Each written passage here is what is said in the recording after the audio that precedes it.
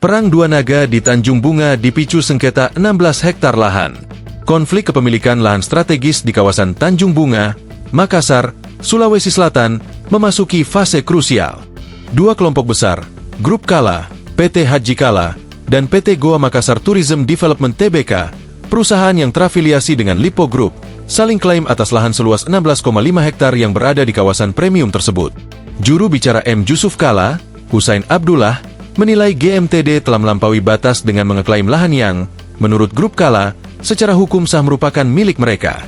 Husain menegaskan, lahan itu memiliki sertifikat hak guna bangunan dari BPN Kota Makassar sejak 1993 dan telah diperpanjang hingga 2036, lengkap dengan akta pengalihan hak. Grup Kala juga mengutip pengakuan Menteri ATR Kepala BPN, Nusron Wahid, yang disebut mengakui keberadaan HGB tersebut. Husain bahkan menyampaikan peringatan keras dengan menukil pernyataan anggota DPR RI, Andre Rosiade, ini Republik Indonesia, bukan Republik Lipo. Dalam keterangan yang diterima Kompas.com, Grup Kala tidak hanya menunjukkan bukti legalitas, tetapi juga memaparkan sejarah panjang keterlibatan mereka di kawasan Tanjung Bunga.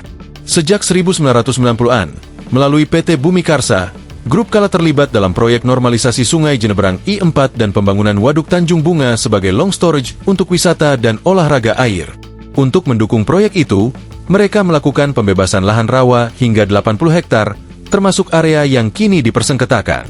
Lahan 16,5 hektar itu disebut sebagai lokasi pembuangan lumpur hasil pengerukan yang kemudian disertifikasi oleh BPN Kota Makassar.